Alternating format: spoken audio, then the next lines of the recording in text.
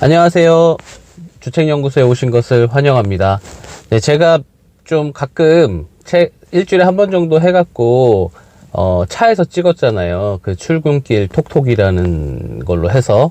근데 제가 출근길 톡톡을 당분간 못 찍을 것 같아요. 왜냐하면은 유급휴가를 지금 쓰고 있어서 한 달 동안 출근을 안 합니다. 그래서 출근길 톡톡은 아니지만 차에서 이렇게 한번 찍어보려고 또 집에서 쉬고 있다가 이렇게 한번 나와봤습니다. 저는 차 안이란 공간을 되게 좋아하고 또 매번 책상 앞에서 찍는 거 지겨워갖고 그냥 한번 나와봤어요. 여기는 송도에 있는 솔창공원이라는 공원 바로 옆에 있는 도로인데 거기에 이제 주차해 놓고 오늘 얘기 한번 해보겠습니다. 오늘은 그 퍼스트 펭귄이라는 경제 용어가 있어요. 그 제가 보이는 세계 경제사라는 책을 읽다가 한번 얘기해보고 싶어서 이렇게 오늘의 주제를 한번 가지고 와봤습니다. 그러면 오늘의 얘기 시작 한번 해보겠습니다. 출발. 펭귄은 어디 살죠? 북극 아니고 남극에 살죠. 네, 남극에 이렇게 떼로 모여서 떼지어서 살잖아요. 먹이를 구하려면은 무조건 얘네들이 이렇게 바다에 뛰어들어야 돼요. 바다에 뛰어들어야 되는데 바닷속에는 뭐 바다표범도 있고 범고래도 있고 이런 그 펭귄 천적들이 있잖아요. 예전에 무슨 TV 보니까 막 이따만한 범고래가 막 펭귄 확 잡아서 먹고 하더라고요. 그런 천적들이 바닷속에 얼마나 많겠어요. 이 펭귄들이 사는 공간에서. 이 펭귄들 입장에서 생각해 보면 먹이를 구하려고 바닷속으로 뛰어들자니 자기를 잡아먹을 것 같은 이 포식자들이 무서운 거죠. 그리고 뭐 그렇다 무섭다고 안 뛰어들자니 굶어 죽게 생겼으니까 이러지도 못하고 저러지도 못하는 상황이겠죠. 매일매일이. 근데 이때 이 무리에서 이런 위험을 탁 무릅쓰고 제일 먼저 바닷속으로 뛰어드는 펭귄을 바로 퍼스트 펭귄이라고 합니다.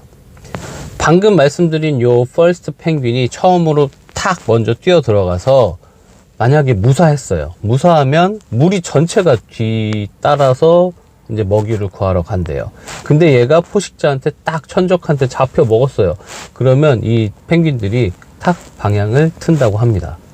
이 퍼스트 펭귄 처음에 먼저 뛰어든 펭귄처럼 탁 용기를 가지고 도전을 해서 조직에 큰 영향을 주는 그런 구성원들을 가리키는 말로 많이 쓰인다고 합니다. 그리고 특히 영어권에서는 좀 불확실성을 감수하고 용감하게 도전하는 그런 선구자? 뭐 이런 뜻으로 쓰이는 좀 관용어구로 많이 쓰이는 단어라고 합니다. 그러면 이 펭귄들을 기업에 한번 대입해서 생각해 볼게요. 이 새로운 분야에 최초로 진출한 기업은 시장을 아무래도 선점하겠죠. 선점하고 이 후속 경쟁 업체들이 등장하기 전까지는 정말 좀 독점적인 지위를 누리겠죠. 누리면서 독점적 이익도 많이 누릴 수 있겠죠. 경영학에서는 이걸 선발자의 이익이라고 하거든요. 근데 선발자가 또 항상 유리한 건 아니죠. 왜냐하면 말 그대로 맨땅에 헤딩하기니까. 선발자가 이제 독점적인 이익을 좀 누리기 전에 후발주자가 탁 나타나서 진입하면 오히려 선발자가 먼저 막 투입했던 비용과 노력 이런 거를 제대로 회수도 못하고 좀 경쟁에서 뒤처지는 경우도 있을 거예요, 아마. 이런 상황을 또 아까 그 선발자의 이익과는 좀 반대 개념으로 선발자의 불이익이라고 말합니다. 그럼 크게 나눠보면 선발자하고 후발자, 후발주자 이렇게 있다고 칠게요. 그러면 선발자의 이익하고 불이익이 있으면 후발주자도 이익하고 불이익이 있겠죠. 그럼 누가 과연 유리할까요? 선발자가 있고 이 똑같은 두 개가 있는데 하나는 먼저 진입했고 하나는 좀 뒤늦게 진입했어요. 근데 이익 불이익을 나누니까 그러면 선발자로 들어가는 게 유리한지 아니면 후발주자로 들어가는 게 유리한지 어떤 게 유리할까요? 어떻게 생각하세요? 저는 개인적인 생각으로는 후발주자들이 보통 좋지 않았나? 라는 생각이 들어요. 왜냐하면 보통 선발자가 새로운 시장 또 새로운 신기술을 개발해서 새로운 시장을 탁 개척해 갖고 길을 탁 닦아 놓으면 후발주자가 딱 뛰어 들어갔고 막 뭔가 개선을 하는 거죠. 막 개선을 해서 더 오랫동안 그 시장의 열매를 따먹는 것 같아요. 왠지 그냥 느낌에.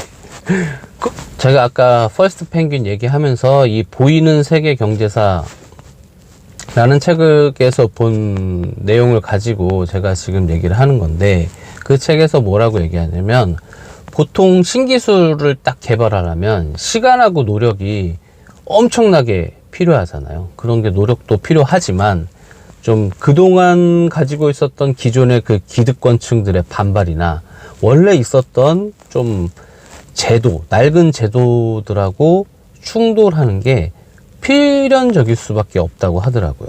근데 후발주자들은 딱 선발자들이 이미 그런 문제들을 거의 이제 해소시켜 준 거죠. 왜냐하면 선발주자도 이제 시장을 키우고 더 발전하기 위해서는 그런 문제를 조금 해결하면서 개발을 했었을 거니까. 이 후발주자들은 그렇게 선발자들이 잘 닦아놓은 길을 좀 가는 거죠. 쉽게 얘기해서 좀 더 수월하지 않았을까? 라는 생각이 좀 듭니다. 그거는 기업뿐이 아니고 나라들도 마찬가지래요. 그 보니까 경제개발 그 초기 단계에 1인당 국민소득이 2배가 되기까지 몇 년이 걸렸나? 그걸 한번 보니까 그 월드뱅크라는 데서 조사한 건데, 영국이 아마 58년 정도 걸렸다 그러고, 미국이 47년이 걸렸고, 제가 알고 일본이 34년 걸렸다 그랬어요. 근데 이제 개도국이죠. 이제 우리나라는 거의 이제 선진국 올랑말랑 갈랑말랑 하고 있는데, 개도국의 경우에는 브라질은 18년, 한국은 11년, 중국은 10년이 걸렸대요. 어떻게 그게 가능할까요? 선진국보다 개도국들이 더 빠른 거예요. 선발자들이 앞에서 실수했던 것들, 좀 빠르게 개선시키지 못한 것들을 배운 거죠. 선발자들이 했던 거를. 그 후발자들은 그걸 보고 배우고 또 미리 그 선발자들이 닦아놓은 기술들을 돈 주고 사버린다든지 뭐 이렇게 해서 좀 빠른 시간 내에 그렇게 발전을 할 수 있었던 것도 후발주자들이 선발주자들 따라하면 조금 유리하지 않나? 라는 생각을 해봅니다. 그러면 문제는 이제 앞으로는 어떻게 될 것이냐 이런 문제인데, 책에서는 뭐라고 돼 있냐면 앞으로는 그러지 않을 것이다. 선발자가 되는 게 더 중요하다. 그렇게 얘기를 해요. 왜냐하면 예전에는 그 과거에는 산업화 시대 때는 생산 요소를 다량 투입해 갖고 대량 생산해서 막 이런 걸로 막 우열을 가렸으면 이제는 아니라 이거죠. 이제는 뭐 이제 혁신이라든지 융합, 복합 이런 것들이 더 크게 작용을 많이 할 거고 우열을 가리는데 영향을 많이 끼칠 거고, 승자 독식, 이 승자 독식하는 경우가 앞으로는 훨씬 더 많을 것이다. 뭐 이렇게 얘기를 합니다.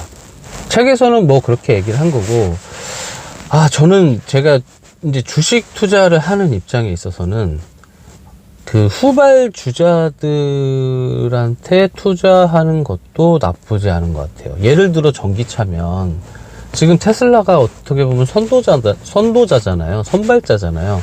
근데 거기에 이제 뭐 다른 뭐 메이저 회사들 있죠. 그 삼성이래. 현대자동차도 있고 뭐 많잖아요. 지금 포르쉐에서도 전기차가 나왔고, 이제 폭스바겐에서도 뭐 ID3인가 뭐 나오죠.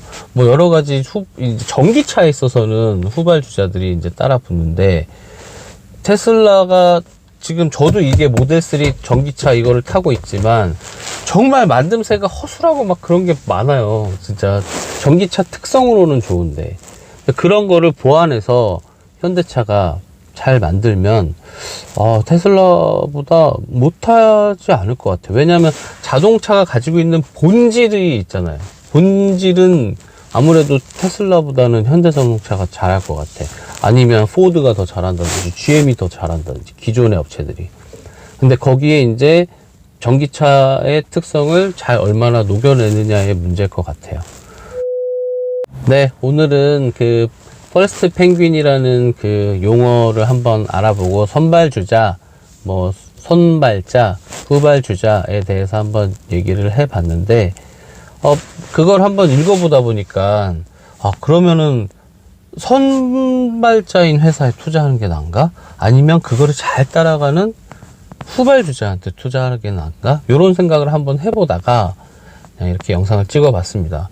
근데 요즘 날씨 엄청 춥잖아요. 오늘도 굉장히 추운데 건강 조심하시고 오늘도 소중한 시간 제 영상에 투자해 주셔서 정말 고맙습니다. 네, 마무리 전 구독, 좋아요 부탁드릴게요. 고맙습니다. 안녕.